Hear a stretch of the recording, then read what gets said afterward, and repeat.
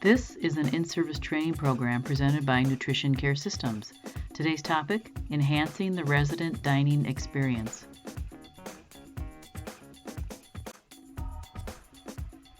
Upon completing this in-service, you will be able to, number one, describe the role food plays in the lives of older adults. Number two, identify 3 aspects of the physical environment that are conducive to food consumption and mealtime enjoyment. Number 3, understand the correct positioning for eating and drinking. And number 4, list several ways to make the dining experience much more pleasant for the resident. Let's talk about the role of food in the lives of older adults. Mealtime is really an important part of the day. The meals are really something that an elderly person feels like they have some control over. They may not have control over their medications, but food is just such an important part of the day, and so many people look forward to that particular part of the day, whether it's breakfast, lunch, or dinner. Mealtime is really more than just about consuming food. It's about how it smells, different tastes, and also that the presentation of the food is very appealing, that it's not just slopped on the plate, that it really looks good. Maybe there's some garnishing. Food is often a symbol. Social relationship friendships are maintained or enhanced during mealtime. People have certain tables they sit at, and they like to sit with certain people because they get to rekindle some friendships or meet some new people. Religious beliefs can also be shown through food preparations and ceremonies. So again, the role of food is very, very important in the lives of older adults. Food preferences, they're typically developed early in life, depending on what our exposure was to different foods. If our family life maybe was very adventurous, or maybe growing up it wasn't so adventurous, maybe our family didn't try a lot of new things, but maybe your family tried a lot of different things. So that's how you develop your food preferences. They're also influenced by exposure to different food experiences.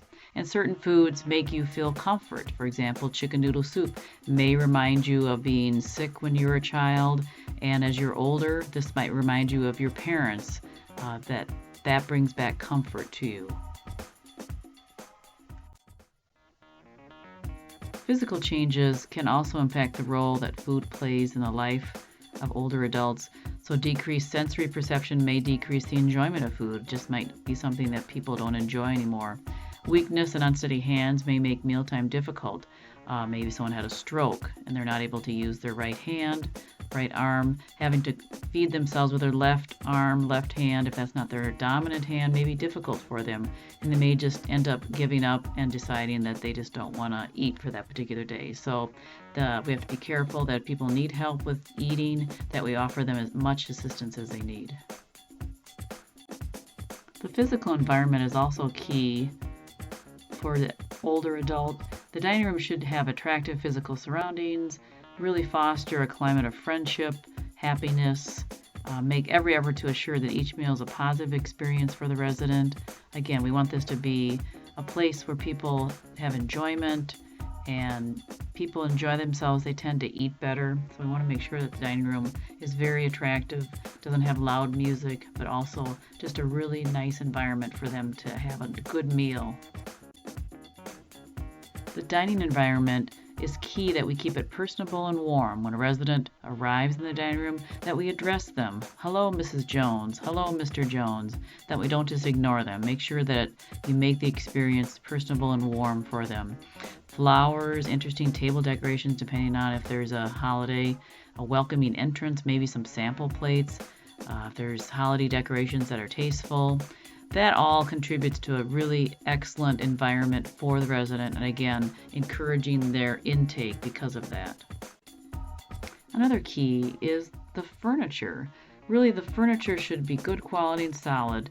Nothing worse than having a chair that's broken or missing a wheel or just all dirty. We want to make sure that broken furniture is replaced immediately. It can also be a safety hazard. Armrests should provide stability during transfer, so make sure if there's anything that's broken as far as an armrest, so those particular chairs are removed and either discarded or replaced. And chairs should be able to slide up close to the table, again, so the resident is close to where they're eating, so they're not having to have a large space between their plate and when they're trying to eat, that again, it's comfortable for them. Let's talk a little bit about distractions. We all know when we eat that we want to have Distractions kept to a minimum, and this also goes for the elderly. You don't want to have a lot of loud music, televisions playing during the mealtime, lots of people talking to each other from one person across the room and yelling. Make sure the lighting is appropriate, nothing worse than having bulbs that are missing. But again, making sure that just the simple things keep the distractions to a minimum so that again we can have the mealtime being enjoyment for the resident. Proper positioning of the resident during eating and drinking is also key. We do that to avoid them choking or aspirating any food or liquid into their lungs. It also makes it easier for them to eat on their own according to their ability. A resident who tries to eat or drink while reclining in bed or while sitting improperly is at risk for choking and aspiration. Obviously, we want to avoid that at all times. Positioning is extremely important and should be addressed by all members of the interdisciplinary team. When positioning the resident, upper body should be in an upright position, hips bent as close to a 90-degree angle as possible, along with knees and ankles. Feet should be flat on the floor or supported with a footstool, and the head should be held forward with the chin down slightly. There's other ways to make the dining experience more pleasant. One of the keys is for the manager to be visible during the meal times in case there's any problems that come up as far as foods that people don't like or maybe the temperature of the food isn't proper. Train the staff on how to deal with issues that come up, again, so that they are trained as far as dealing with negative comments and how to turn those into positive results. Offer variety and novelty in the menus. Adding specials really makes it exciting. Having different specials related to maybe a Hawaiian luau in the middle of winter, different things like that, again, to add excitement to the dining experience. And then provide room service when appropriate and necessary for the resident. Make sure the food is always presented in an appetizing manner. We all eat with our eyes, so it's always nice to have the food look appealing. And then always ask the residents for their feedback regarding menu and services, maybe some different menu items they'd like to see. So always have a resident council meeting just so you can get some new ideas as far as foods that the residents would like to see. Now let's take a short quiz. Question number 1. Which of the following roles does food play in the life of a resident? A. Mealtime is an important part of the day. B. Food is often a symbol. C. Food preferences are developed early in life. Or D. All of the above. So the answer to question number 1, which of the following roles does food play in the life of a resident? Well, all of the above. Mealtime is important, it's often a symbol, and we talked about food preferences are developed early in life. Question number 2, which of the following would be a distraction to a resident in the dining room? A. Good quality furniture. B. Loud music. C. Tasteful decorations.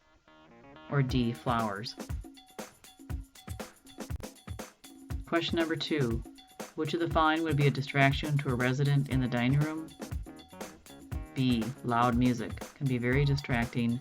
Can make people not focus on what they're doing as far as eating. So you want to make sure the music is nice and soft. Question number 3.